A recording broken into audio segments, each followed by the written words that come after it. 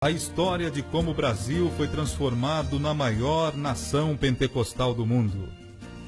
Enquanto o avivamento conquistava terrenos e dominava a vida religiosa em Chicago, fatos de alta importância envolveram dois jovens suecos residentes nos Estados Unidos, que em breve teriam suas vidas intimamente ligadas à história das Assembleias de Deus no Brasil. Na cidade de South Bend, no estado de Indiana, morava um pastor batista que se chamava Gunnar Wingren. Atraído pelos acontecimentos do avivamento de Chicago, o jovem oriundo da Suécia foi a essa cidade a fim de saber o que realmente estava acontecendo ali. Diante da demonstração do poder divino, ele creu e foi batizado com o Espírito Santo.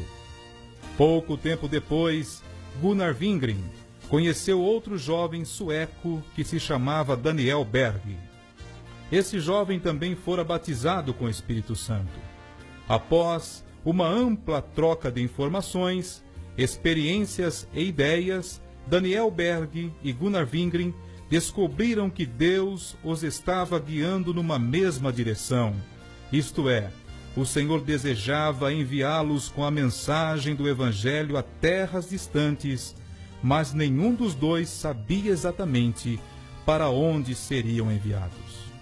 O Senhor lhes falou através de uma mensagem profética que eles deveriam partir para pregar o Evangelho e as bênçãos do avivamento pentecostal.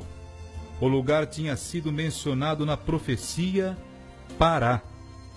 Nenhum dos presentes conhecia aquela localidade.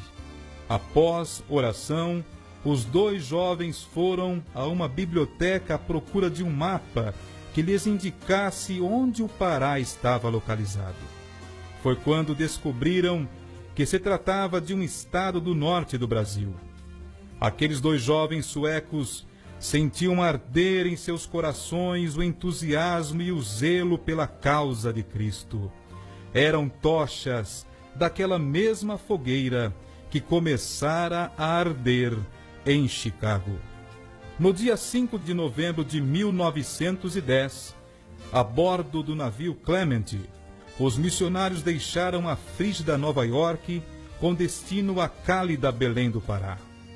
As atividades missionárias dos nossos irmãos se iniciaram ali mesmo.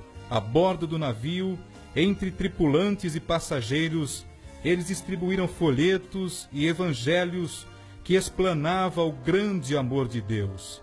Falaram da palavra de Deus e testificaram a todos. No dia 19 de novembro de 1910, em um dia de sol causticante, os dois missionários desembarcaram em Belém do Pará.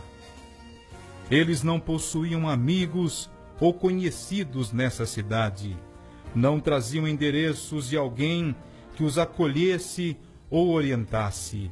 Vinham unicamente encaminhados à graça de Deus. Tinham a protegê-los o Deus de Abraão. Carregando suas malas, enveredaram por uma rua. Ao alcançarem uma praça, sentaram-se em um banco para conversar e ali fizeram a primeira oração em terras brasileiras. Oraram por um povo que lhes eram desconhecidos, mas que já amavam e pelo qual estavam dispostos a sacrificar-se. Os avivamentos nascem como resultado de oração, pois aqueles que vivem no avivamento alimentam-se da oração. Os jovens missionários tinham o coração avivado pelo Espírito Santo e oravam de dia e de noite, sempre com a visão de que o campo é o mundo. Mesmo com a dificuldade de falar o português, pregavam nas praças, falavam do amor de Deus e entregavam os folhetos e bíblias para as pessoas. Daniel Berg, vendo esta dificuldade de idioma, se dedicava ao trabalho, enquanto Gunnar Wingren se dedicava aos estudos do idioma, o português.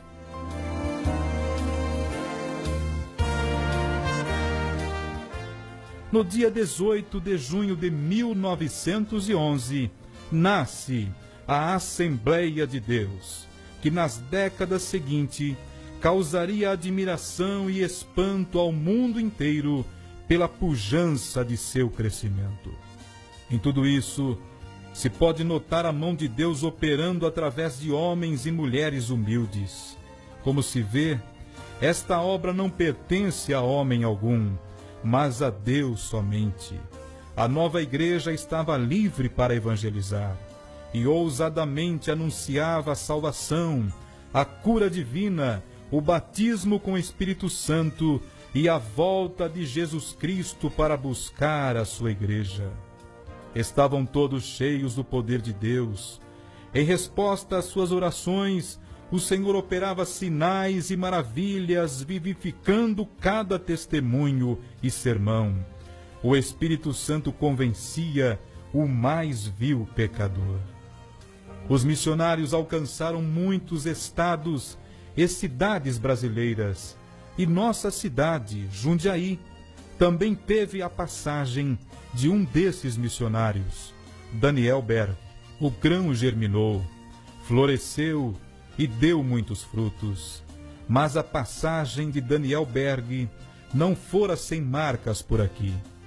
Em um culto ao ar livre na rua JJ Rodrigues, chegou a ser apedrejado juntamente com os primeiros convertidos. Essa perseguição religiosa foi intensa em todos os lugares por onde passaram. Portanto, nossos missionários Daniel Berg e Gunnar Wingren combateram o bom combate, encerraram a carreira e guardaram a fé.